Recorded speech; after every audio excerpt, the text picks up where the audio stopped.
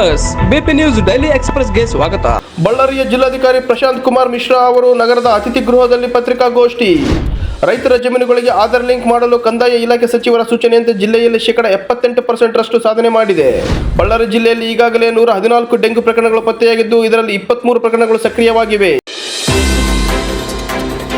ಬಳ್ಳಾರಿಯಲ್ಲಿಂದು ಬಹುಜನ ಸಮಾಜ ಪಾರ್ಟಿಯ ಜಿಲ್ಲಾ ಘಟಕ ವತಿಯಿಂದ ಪತ್ರಿಕಾಗೋಷ್ಠಿ.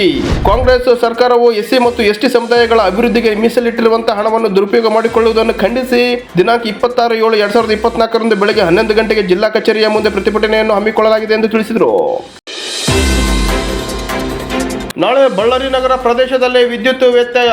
ಜೆಸ್ಕಾಂ ಉಪವಿಭಾಗ 2ರ ವ್ಯಾಪ್ತಿಯ F1 ವಿದ್ಯುತ್ ಲೈನ್ಗಳು ನಿರ್ವಹಣೆ ಕಾರ್ಯಗೊಳ್ಳುತ್ತಿರುವುದರಿಂದ ಜುಲೈ 25ರಂದು ಬೆಳಗ್ಗೆ 7 ಗಂಟೆಯಿಂದ ಮಧ್ಯಾಹ್ನ 2 ಗಂಟೆಯವರೆಗೆ ನಗರದ ಕಪ್ಪಗಲ್ಲು ರಸ್ತೆ, Siddharthanagara colony, housing board, Beechi Nagara, KEB quarters, Bhagat Singh Nagara, HDFC bank, AC street, Balaji nursing home, law college, Mullangi layout ಪ್ರದೇಶಗಳಲ್ಲಿ ವಿದ್ಯುತ್ ಸರಬರಾಜಿನ ವ್ಯತ್ಯಯವಾಗಲಿದೆ ಎಂದು ಇಂಜಿನಿಯರ್ ಅಶೋಕ ರೆಡ್ಡಿ ಅವರು ತಿಳಿಸಿದರು. ರಾಯಚೂರಿನ ಮುರಾರ್ಜಿ ವಸತಿ ಶಾಲೆಯಲ್ಲಿ ಹಲ್ಲಿ ಬಿದ್ದ ಉಪಹಾರ ಸೇವಿಸಿ 40ಕ್ಕೂ ಹೆಚ್ಚು ವಿದ್ಯಾರ್ಥಿಗಳು ಅಸ್ವಸ್ಥ. ಬೆಳಗಿನ ಉಪಹಾರದಲ್ಲಿ ಹಲ್ಲಿ ಬಿದ್ದು 40ಕ್ಕೂ ಹೆಚ್ಚು ವಿದ್ಯಾರ್ಥಿಗಳು ಅಸ್ವಸ್ಥಗೊಂಡಿರ್ತಕ್ಕಂಥ ಘಟನೆ ರಾಯಚೂರು ನಗರದ ಚಂದ್ರಬಂಡ ರಸ್ತೆಯಲ್ಲಿರುವ ಮುರಾರ್ಜಿ ವಸತಿ ಶಾಲೆಯಲ್ಲಿ ನಡೆದಿದೆ.